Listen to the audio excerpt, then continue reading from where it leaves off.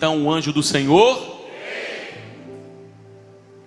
e assentou-se debaixo do carvalho que está em Ofra, que pertencia a Joás, Abis-esrita. E Gideão, seu filho, estava malhando trigo no lagar,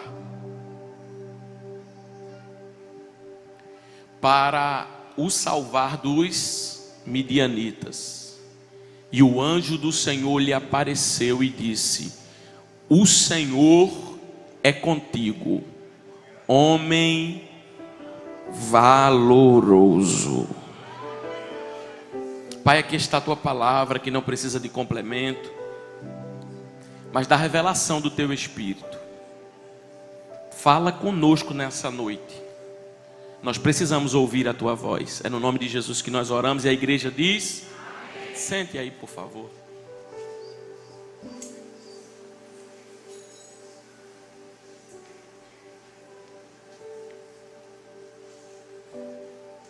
O livro dos Juízes foi um livro onde 11 juízes se levantaram para profetizar e ser porta-voz de Deus à nação de Israel. É interessante que sai um juiz, entra outro juiz, sai um juiz, entra outro juiz, muda o juiz, mas a mensagem é a mesma. E é interessante nós observarmos que o contexto do capítulo 6 e do verso 11 é que o clamor do povo chegou até Deus. E é interessante nós observarmos algumas verdades acerca desse contexto aqui, porque o povo está sofrendo a opressão dos midianitas. O povo está vendo o trigo ser roubado, a colheita ser roubada, os animais não produzirem, porque toda vez na hora das suas plantações, o inimigo vem, os midianitas vêm e roubam tudo que é de direito deles. A Bíblia vai dizer que a mão deles estava pesada demais. Então o cenário havia um peso muito grande. O cenário havia uma situação muito caótica. Havia situações muito difíceis na vida deste povo. E a Bíblia vai dizer que eles passam a clamar ao Senhor, dizendo: Senhor, resolve essa situação. Senhor, nos ajuda. Senhor, nos socorre. Senhor, nós estamos precisando da tua mão aqui. Mas é interessante que o capítulo 6, versículo 1, vai falar da causa e do efeito. A causa. E Israel fez o que era mal perante o Senhor. Você pode dizer depois de mim: Israel fez o que era mal perante o Senhor. E o Senhor os entregou nas mãos dos... O efeito da causa é Deus ter os entregue, mas a causa é eles terem se afastado. Então, quando os efeitos começarem a aparecer na nossa vida, nós temos que avaliar se o que está causando o efeito é algo que eu preciso posicionar, reorganizar na minha vida, ou algo que eu preciso esperar porque Deus vai fazer. Porque existem coisas que Deus vai fazer e que você não pode fazer, mas existem outras que você tem que fazer e Deus não vai fazer. Eu vou repetir: existem coisas que você vai fazer e que Deus não vai fazer, e existem coisas que você precisa fazer que Deus também não vai fazer. Então entenda algo muito interessante sobre isso. Quando o efeito da causa vem, eles começam a clamar, mas ninguém diz assim: por que, Senhor? Deixa eu entender esse processo aqui do que nós estamos vivendo, do que nós estamos enfrentando, do que nós estamos passando.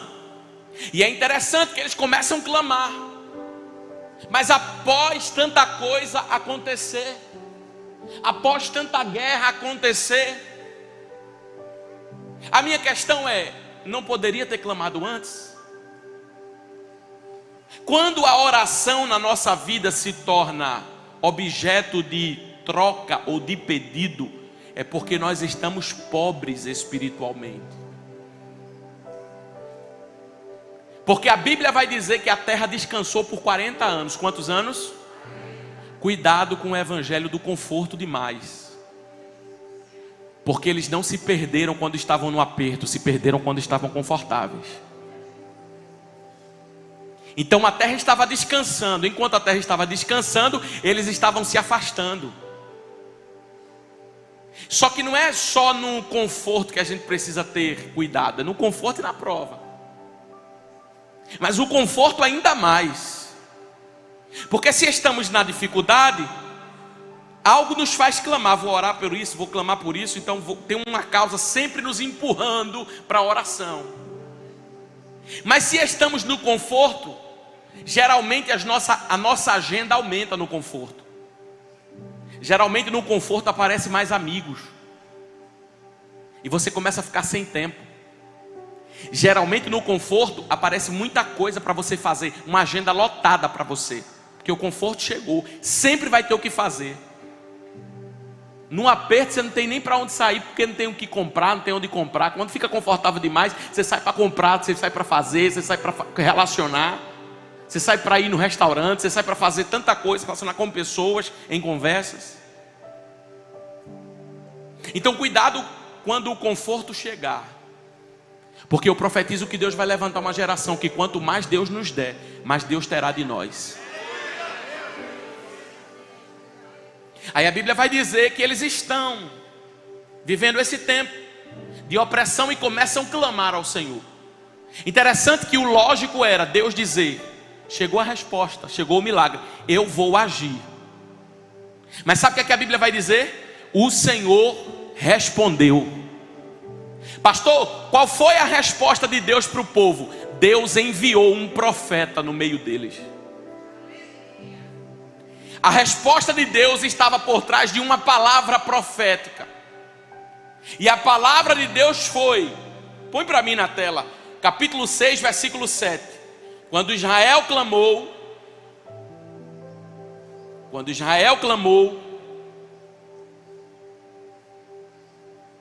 por causa dos midianitas, versículo 8, o Senhor lhes enviou um.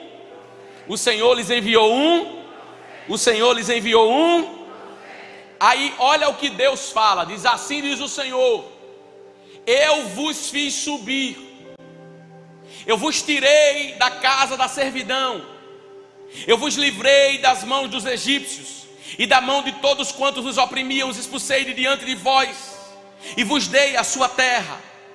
E a vós disse: eu sou o Senhor vosso Deus, não temais aos deuses dos amorreus, em cuja terra habitais. Mas não destes ouvido a minha. Olha comigo aqui. Eles estão querendo que Deus livre eles dos midianitas, mas Deus traz um profeta e lhes diz a seguinte mensagem: foi eu que, quando vocês eram escravos no Egito, enviei socorro para vocês. Vocês viviam sobre opressão. Vocês eram um povo que os filhos de vocês nasciam e já eram fadados a serem escravos. Escravo não trabalha para ter para si. Escravo trabalha para ter para alguém. Vocês não têm direito nem de colher o fruto do trabalho de vocês. Só que sabe o que foi que eu fiz? Eu tirei vocês da escravidão e tornei vocês livres. Sabe, Israel, o que foi que eu fiz na vida de vocês? Eu peguei a vida de vocês e entreguei a primeira lei áurea que foi instituída. Não foi aqui no Brasil e nem na África. Foi eu que tirei vocês de escravidão e aboli a escravatura e dei liberdade para vocês. Mas sabe qual foi o problema, Israel? Vocês esqueceram rápido demais do que eu fiz. Vocês sabem, vocês esqueceram do Egito, vocês esqueceram do mar, vocês esqueceram do maná. Quando Deus começa a falar com Israel, Deus não acusa Israel de um pecado após outro. Deus acusa Israel de um pecado chamado ingratidão. Deus diz para Israel: eu fiz tanta coisa na vida de vocês, eu agi tanto na vida de vocês, eu tirei vocês do Egito, eu mudei a história de vocês, eu transformei a história de vocês, mas sabe o que aconteceu? Vocês se afastaram de mim. Porque eu posso falar uma coisa: todo ingrato perde a sua memória espiritual. Todo ingrato perde, e quando ele perde a memória, ele perde o discernimento. Todo ingrato, e o maior perigo do ingrato não é o inimigo que oprime, mas é um coração que esquece. Então, deixa eu falar uma coisa para você. Deus pode travar as coisas para você, Deus pode fechar a porta, mas aprenda a ser grato com aquilo que Ele já fez, porque você não é mais escravo, hoje você é livre. O que Deus está trazendo a um povo é uma memória. Quem eram vocês antes da minha mão no Egito? Quem foi que foi lá no Egito, quando vocês eram escravos, e libertou vocês? Irmão, Deus faz uma coisa no início do ano na nossa vida, com um mês, quando vem outra luta, a gente já esquece. Porque o grato, ele tem que olhar para a situação e dizer assim: o Deus que me livrou há 1 ano, 2 anos, 10 anos, vai me livrar nessa de novo. E aí, irmão, chegou a luta, e aí? Vai ser do mesmo jeito, a mão de Deus está sobre mim. E agora vai ser como? Do mesmo jeito, o Deus que me sustentou até agora vai continuar me sustentando. E como é que vai para frente? Como é que... Eu não quero ir para frente, eu quero estar na direção, eu quero estar na posição, eu quero estar no centro da vontade dele. Agora, uma coisa eu sei, vai ser do mesmo jeito que ele sempre fez. Ele me sustentou, ele me ajudou, ele estendeu a mão, porque eu sei que é ele.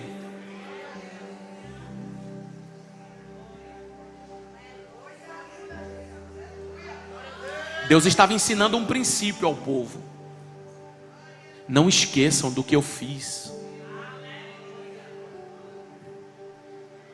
Você sabe que a gratidão traz bênçãos sobre a nossa vida, irmão.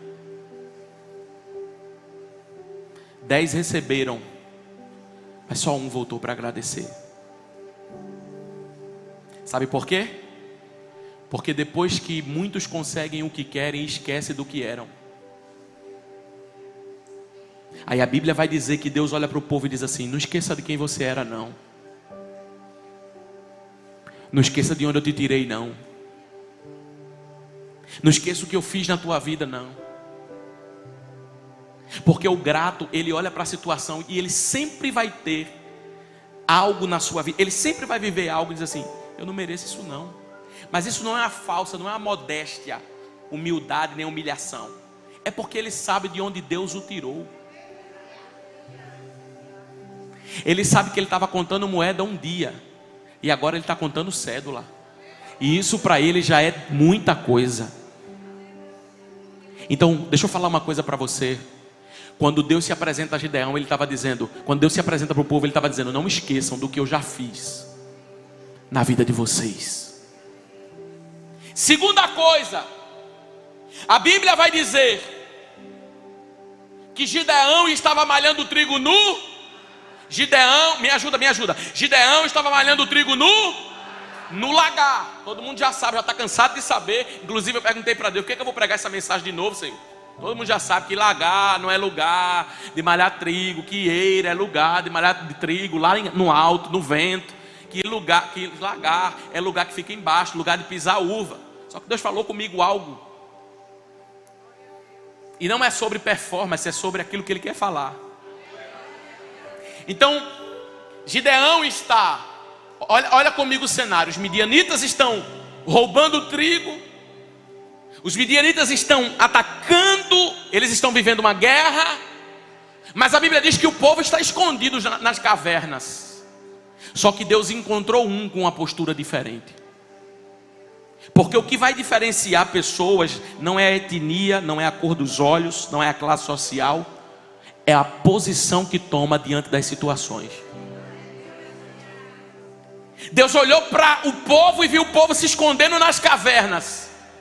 Mas Deus olhou para Gideão e viu Gideão fazendo algo que era difícil num lugar apertado, escondido, mas não se esquivou de fazer. Entenda, Gideão estava num lugar de aperto. Gideão estava num lugar de calor.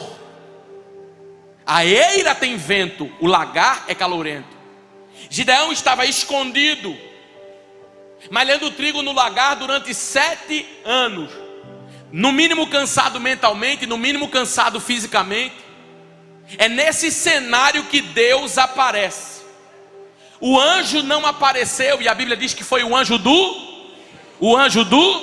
teofania de Deus, aparição de Deus no Antigo Testamento. Quem apareceu não foi um anjo, quem apareceu foi Deus. Quando Gideão está no aperto, quando Gideão está cansado, quando Gideão está fadigado, quando Gideão está trabalhando, quando Gideão está no calor, o anjo veio. Porque o anjo não veio quando Gideão venceu. O anjo não apareceu. Deus não apareceu quando Gideão venceu. Deus não apareceu quando Gideão estava com um troféu na mão. Deus apareceu quando Gideão estava lutando sozinho. Porque Deus não espera você ficar forte. Ele te encontra quando você está se esforçando. Eu estou pregando para alguém aqui nessa noite que não está forte, que não está com as suas forças e nem com a sua energia 100%, mas está se esforçando e dizendo: eu estou lutando para não parar. Quando o anjo aparece, Gideão não está forte, mas está lutando. Porque tá forte é uma coisa e tá lutando é outra. Tem gente que olha para você lutando e diz assim: aí, irmão, tá lutando? Tô lutando. Mas na verdade você queria dizer: não tô com vontade de lutar, não tô com vontade de guerrear, não tô com vontade de fazer, mas estou fazendo. A gente não faz o que tem vontade, a gente faz o que tem propósito. Aí Deus encontra Gideão para dizer: eu não espero você ficar forte. Na verdade eu renovo tuas forças cansado, porque eu encontrei você no esforço aqui nessa noite. Talvez você esteja vivendo assim, malhando trigo, cansado, lutando. E sabe o que eu acho interessante? Gideão está malhando trigo no lugar errado. Gideão está malhando trigo no lugar, mas debaixo dos olhos certos. Mas sabe por que ele está malhando o trigo no lugar errado? Porque ele não estava onde queria, ele estava onde dava. Porque o negócio apertou tanto que ele teve que entrar num lagar. Apertou tanto que ele teve que sair do lugar espaçoso, do lugar amplo, para ir para o lugar apertado, para ir para o lugar calorento, para ir para o lugar escondido, para ir para o lugar que ninguém vê. E ele não está onde quer, ele está onde dá. Porque quando o negócio aperta, Deus nos ensina a improvisar. Eu preciso repetir isso aqui. Quando o negócio aperta, Deus nos ensina a improvisar. É interessante que, mesmo improvisando, Deus chegou. Por que Deus chegou, pastor? Eu vou repetir. Mesmo improvisando, Deus chegou. Por que Deus chegou? Porque Deus honra quem não para. Faz o que dá, mas não para. Ô minha irmã, eu acho que a senhora sabe bem o que é isso, né? Abrir a geladeira e não encontrar carne para fazer almoço, mas ter um ingrediente em casa muito versátil chamado ovo. E com ovo dá para fazer tanta coisa. Aí às vezes alguém entra na tua casa e vê um negócio diferente, um omelete com um negócio em cima e com a verdura. É ovo. Vê um macarrão enrolado num negócio diferente com uns temperos em cima. Macarrão à carbonara. É ovo. Porque você aprendeu a improvisar no aperto. Ô meu irmão, aquelas contas que você fez que quando não deu, que você disse assim: para mim pode faltar, mas deixa eu honrar minha mulher, meus filhos, pagar as contas aqui certinho. Eu não sei o que é para mim comprar uma roupa, o que é para mim comprar um perfume, mas dando certo para os meus filhos, para minha casa está certo. Porque quando o aperto chega, a vida nos ensina a improvisar. Não é o que você queria, mas é o que está dando para o momento. Gideão está dentro do lagar porque ele está ensinando uma coisa: não é o que eu queria, não é o que eu planejei. Eu não planejei morar nesse apartamento, eu não planejei morar nessa casa, eu não planejei estar andando nesse carro. Eu não planejei estar trabalhando nesse emprego, mas como o aperto chegou, eu tenho que improvisar. Aí o anjo do Senhor vem. Porque Deus encontra gente determinada. Deus encontra gente que tem até, diz assim, todo mundo está parando, todo mundo está desistindo. O que é que eu vou fazer no meio de uma crise dessa? Mas Deus vai te dar ideias que os outros não tiveram. Deus vai visitar a tua mente aqui hoje. Você vai fluir no meio de crises na sua vida. Eu quero liberar uma palavra profética sobre a tua vida, nesse improviso que você tem na sua vida, nesse seu jeitinho, porque fazer uma limonada com 6 limões é muito fácil, mas minha irmã, meu irmão, você é daquele que se tiver um limão, você faz uma limonada. É Deus dizendo para você: ei, eu te sustento quando você está em abundância, mas quando você está em falta, eu continuo também com a minha mão estendida. Quando o anjo chega no lagar, ele está dizendo: você está no aperto, mas eu estou aqui com você. Você está no aperto, mas a minha presença chegou para compartilhar esse ambiente com você. Talvez se ele estivesse na eira, o anjo não tinha visitado, mas no aperto Deus chegou. E você sabe que Deus tem um negócio com aperto? Você sabe que Deus tem um negócio com aperto? Deus chegou no livro do Segunda Reis, salvo engano, capítulo 6. Enquanto o rei da Síria estava fazendo os planos para destruir Israel, Deus olhou para Eliseu e disse assim: diga ao meu povo que não vá pelo caminho da estrada, porque se eles forem, o inimigo vai encontrar eles. Vá por tal e tal caminho. Significa, eles saíram do amplo e começaram a pegar os becos, sair da avenida para a rua apertada. Eles estavam no estreito, mas sabe de uma coisa? Não era que esse estreito estava levando eles para o lugar do livramento na vida deles? Porque se eles estivessem andando pela avenida, o inimigo ia os ver e ia os matar. Só que Deus estava dizendo: enquanto eles estavam folgados, enquanto eles estavam andando no caminho largo, eles podiam estar perdidos, mas no estreito eu estava dando livramento. Você sabia que estreito é um lugar que Deus sabe esconder crente? Porque o mesmo lagar que te apertou é o mesmo lagar que vai lançar você para o projeto de Deus na sua vida. Eu vou profetizar. O mesmo lagar que apertou você. Eu estou falando para alguém que está vivendo num aperto, num improviso. Mas Deus manda dizer: é só um improviso. Você vai voltar aos teus planos, o papel, a caderneta que você fez, vai voltar a acontecer na tua vida, porque o meu nome vai ser glorificado. Você está nesse lagar não é para ser esmagado. Você está nesse lagar para ser preparado para o tempo que eu tenho determinado para a sua vida. É preparação. Só que sabe o que é que eu acho interessante? A Bíblia vai dizer que o anjo do Senhor veio. Diga depois de mim: o anjo do Senhor. O anjo do Senhor. O anjo do Senhor. Sabe o que é que eu acho interessante? Eles estavam clamando e dizendo: Senhor, me tira dessa situação. Mas sabe onde Deus estava? Fora do arraial. Não era a presença dos midianitas que estavam fazendo eles empobrecer. Não, pastor, não. Era que Deus estava fora do arraial. Só que volta lá o tema. Você precisa saber o que acontece quando Deus volta a ser o centro. 7 anos de opressão. 7 anos dando errado. 7 anos dando murro em ponta de faca. 7 anos e nadando e morrendo na praia. 7 anos e tentando e nada acontece. 7 anos e as coisas travadas. Pastor, está travado. Eu quero que abra, eu quero que faça, eu quero que Deus faça. Aí Deus estava dizendo: e eu quero voltar para o centro. Porque enquanto eles estavam preocupados com a porta abrir, Deus estava preocupado em voltar para o arraial. Porque se a Bíblia diz que o anjo veio, é porque ele não estava.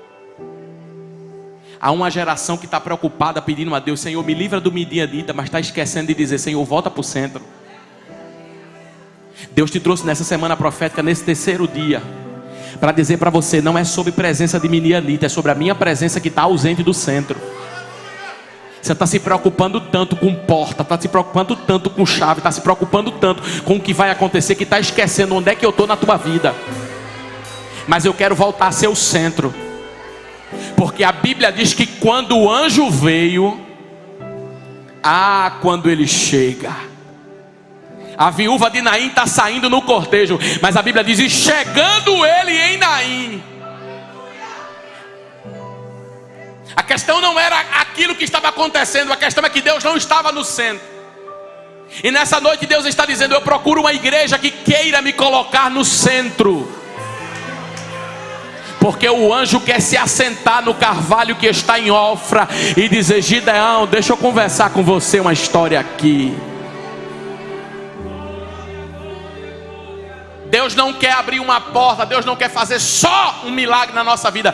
Deus quer voltar a ser o centro das nossas vidas, o amado da nossa alma, o desejado do nosso coração, aquele que nós ansiamos por Ele, aquele que a nossa alma tem sede dEle, aquele que quando você passa 3 dias sem orar, não é ninguém que pede não, é um negócio, um vazio que você sente, que você diz: eu preciso da presença, eu preciso me humilhar, eu preciso orar, porque eu conheço o endereço. Eu sei que a minha vida não vai fluir, não é quando o midianita correr. Eu sei que a minha vida vai fluir, é quando Deus voltar para o centro, é quando o anjo descer no carvalho, é quando Deus aparecer e a glória dele manifestar. Tem gente que está profetizando algo e dizendo: Deus vai fazer, Deus vai fazer, Deus vai fazer, e Deus está olhando no céu e dizendo: eu vou fazer quando eu voltar para o centro.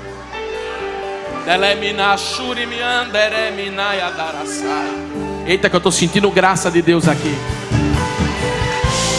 Entenda, o centro não é você, o centro não são as suas necessidades pessoais. Ô meu irmão, deixa eu falar uma coisa para você, gente. Deixa eu falar uma coisa para você. Tem gente que está sentado na igreja,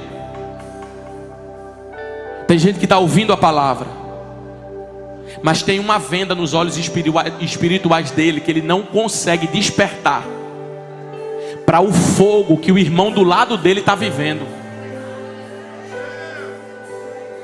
Porque o anjo estava no lagar, mas não estava em Israel. O avivamento estava dentro do lagar, mas não estava fora. Não é que nós somos exclusivistas, não. É o valor que nós damos à presença. Porque tem alguém que a presença está passando e ele está fazendo assim, ó. Mas tem alguém que quando a presença entra, ele olha para ele olha para a condição dele. Irmão, geração que consegue chorar diante de um filme, mas não tem emoção nenhuma para expressar diante de Deus. Geração que tem fervor para gritar nome de estádio, nome de time de futebol. Tem fervor para sair correndo no meio da rua, mas não tem coragem de correr com um panfleto na mão para evangelizar uma alma. E a gente está orando dizendo: tira os midianitas. Ele está dizendo: tira, bota a minha presença de volta. Porque enquanto tu me adora, eu cuido da tua casa. Tu me adora e eu visito tua família. Tu me adora e eu visito tua saúde. Tu me adora e o inimigo eu vou botar para correr.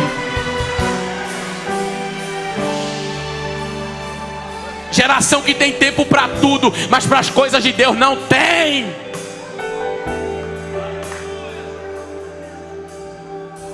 Uma geração que tem sede por outras coisas. Irmão, deixa eu falar uma coisa para você. O maior sinal da apostasia é que o amor está se esfriando. Está se esfriando, o amor está se esfriando. Não aquece mais, não ferve mais aqui dentro, não mexe mais aqui dentro. O Espírito Santo é fogo consumidor. Eu duvido um lugar pegar fogo e não ser queimado por chamas, e não vir gente de quarteirão e chegar e dizer: o que é isso que está acontecendo? Eu não estou culpando você não. Eu estou dizendo para você que não experimentou desse fervor ainda. Pede para Deus nessa noite: Jesus, me queima aqui. Me bota na tua fogueira, Jeová. Eu não quero ser esse crente. Agora, Deus só vai fazer isso se você reconhecer o seu estado. Porque o problema não é você ser frio, é você ser frio achando que está tudo bem. O problema não é estar algo espiritual na tua vida errado, não. O problema é que não há reconhecimento. Teme mais a um homem do que a Deus. Quando chega uma autoridade ou alguém, fulano de tal, quando está na igreja, conversa, masca chiclete, abre a boca, faz tudo, mas não reverencia a presença daquele que muda todas as coisas. Vê alguém com aguidá, com a roupa branca, misericórdia, sangue de Cristo. Eles que têm que correr, porque o Deus dele tem que pedir autorização ao meu. Porque ele tomou a chave da morte do inferno. Ele tomou a chave da morte do inferno e disse: tudo que você for fazer é debaixo da minha permissão. Quem manda é Deus.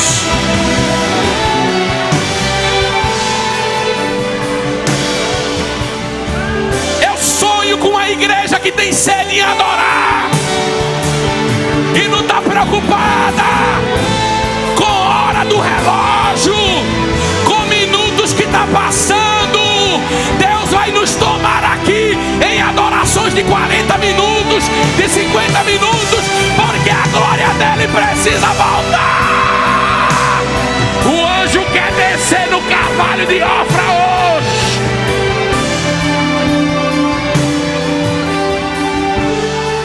Os demônios vão começar a gritar na hora dos nossos cultos, porque a unção de Deus quebra jugo. Que culto é esse que Deus opera e o demônio fica lá oculto? Vai começar a dar.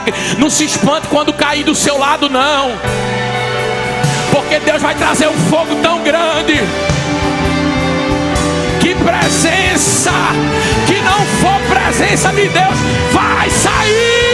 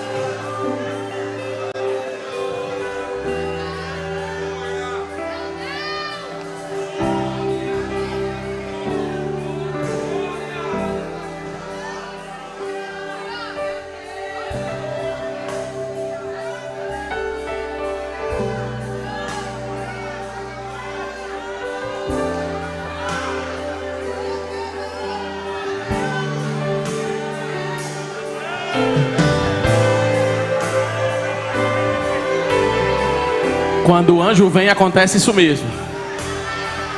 E ele veio e assentou-se. Darabaxeremecamasse.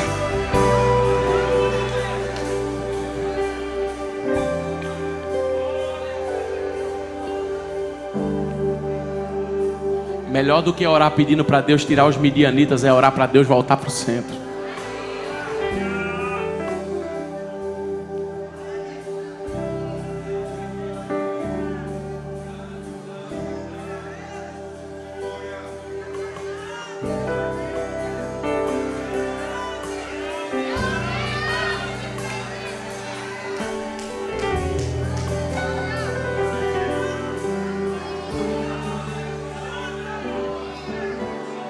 Quando o anjo veio, ele se assentou.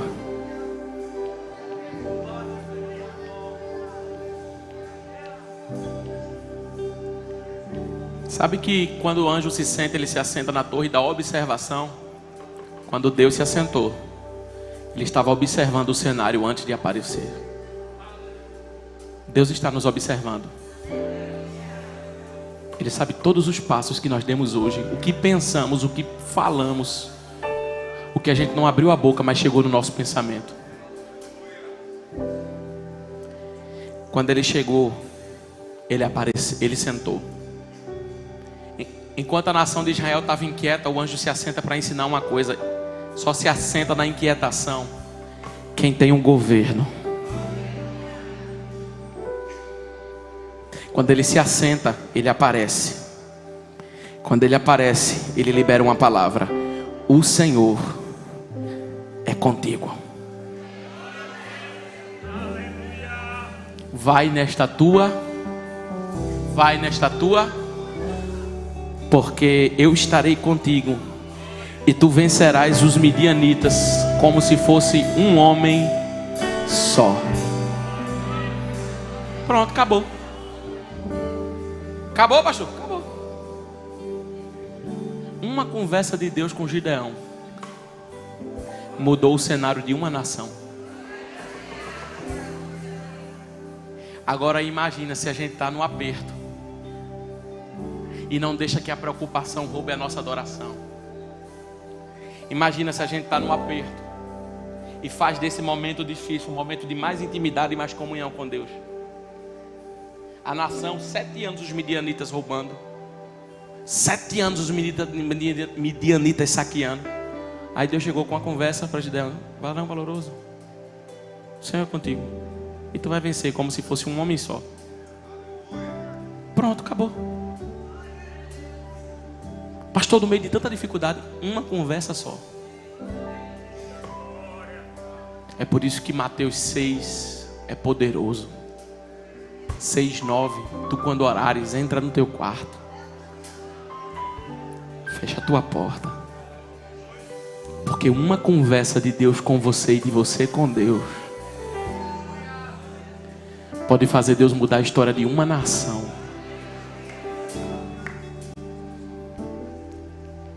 O que eu quero dizer para você nessa noite é encerrar dizendo que não é preocupação de quando os midianitas vão sair, de quando o trigo vai voltar a produzir. A minha preocupação é quando Deus voltar a ser o centro, tudo vai voltar para o seu lugar.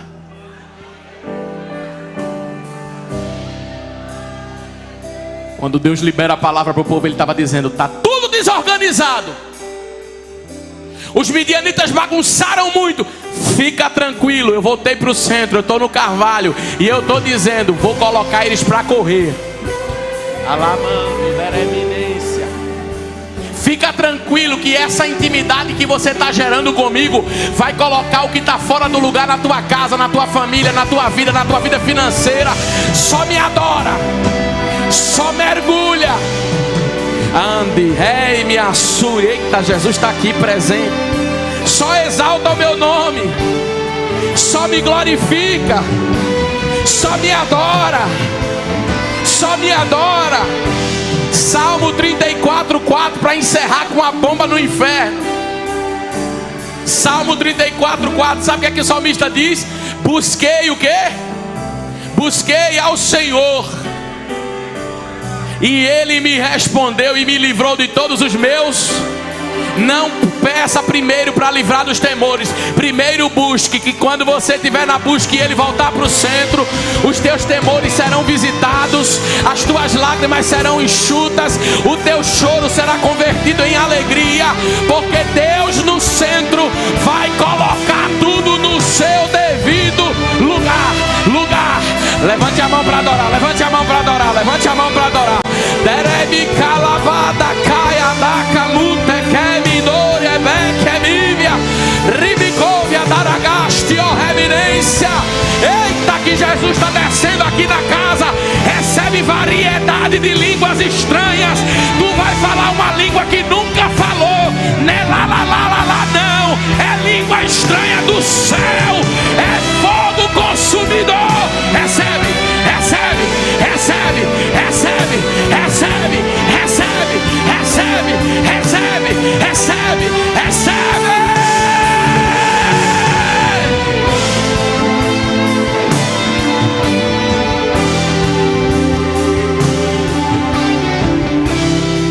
Pode adorar, levante a mão, não pare não. Não pare não, não pare não, não pare, não pare, não pare, não pare.